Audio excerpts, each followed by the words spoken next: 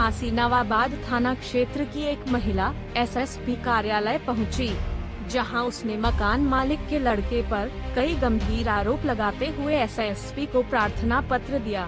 SSP कार्यालय पहुंची महिला ने बताया कि उसका पति 2013 में एक्सपायर हो गया था और वह उरई में रहती थी, फिर वह झांसी आकर रहने लगी।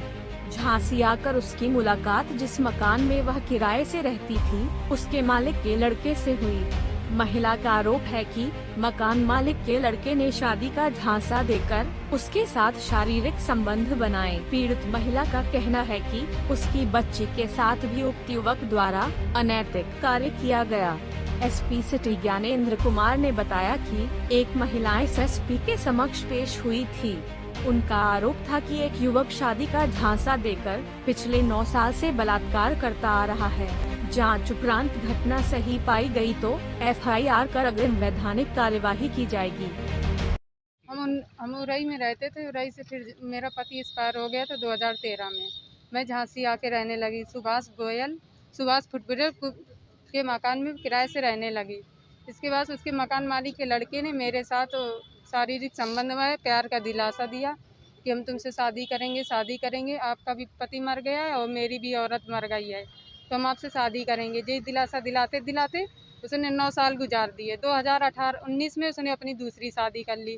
फिर भी हमको कुछ पता नहीं चला कि उसने शादी की कि नहीं। फिर भी मुझे दिलासा दिलाता गया और जगह जगह रूम दिलाए उसने।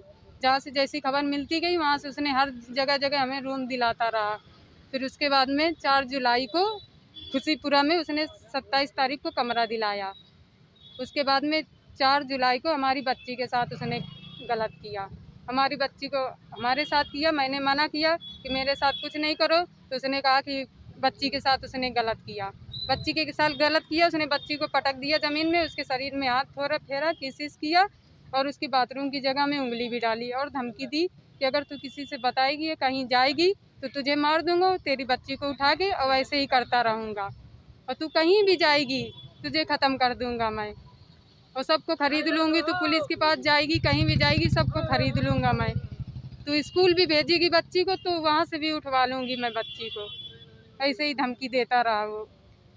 क्या चाहते हो? हम ये चाहते हैं कि हमें इंसाफ मिले। हमारी बच्ची के सामने जो हुआ है सर, वो हमको इंसाफ मिलना चाहिए। कब से कर रहा हूँ? हमारे साथ तो 9 साल हो गए करते करते।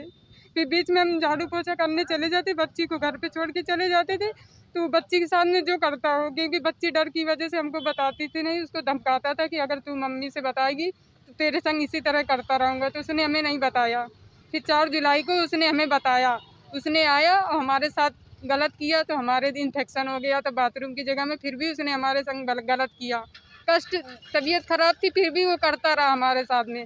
लड़ाई झगड़ा किया कि नहीं करने, तो उसने हमारी बच्ची के सामने किया फिर, और बच्ची को धमकी दिया कि अब फिर बच्ची ने हमको बताया कि मम्मी पापा ने, आकाश ने हमारे साथ ऐसा किया है। तो हमारी लड़ाई झगड़ा होने लगी। मारा पीटा, हमारे सिर में मारा, पेट में मारा, बच्ची की गर्दन दबाया, बच्ची को मारा और कह दिया अगर कहीं जाएगी, पुलिस थाने जाएगी या घर के बाहर निकलेगी तो तुझे ख़त्म कर दूंगा मैं। हमने नवाबाद थाना गए, कोतवाली गए और मंडी चौकी गए, हर जगह सबने मना कर दिया। क्या बोला? उन्होंने कहा कहीं इधर जाओ, कहीं वो वाले थाना जाओ, कहीं इधर जी कह के उन्होंने मना कर दिया हमको। आज हम आए थे यहाँ नवाबाद थाना गए थे, एसपी के साहब के पास आए थे आज हम। एसपी साहब ने क्या बोला? एफसी साहब ने बोला कि जाइए, आपकी रिपोर्ट लिख गई है। वरिष्ठ पुलिस अधीक्षक महोदय के समक्ष एक महिला पेश हुई थी, जिनका ये कहना था कि पिछले 9 साल से किसी के साथ में लिविंग रिलेशन में रह रही हैं और वो अब उनका आरोप है कि शादी का झांसा दे करके पिछले 9 साल से उनके साथ में रह रहा था और लगातार इनके साथ बलात्कार कर रहा था। ऐसा आरोप लगाते हुए उनके द्वारा तहरीर दी गई है। इस पर संबंधित अधिकारी को जांच हेतु निर्देशित कर दिया गया। जांचोपरांत जो तथ्य आएंगे, अगर ये घटना सही पाई जाएगी तो उसके अनुसार एफआईआर पंजीकृत कर अग्रिम वैधानिक कार्रवाई की जाएगी। झांसी से जसवंत ठाकुर की रिपोर्ट।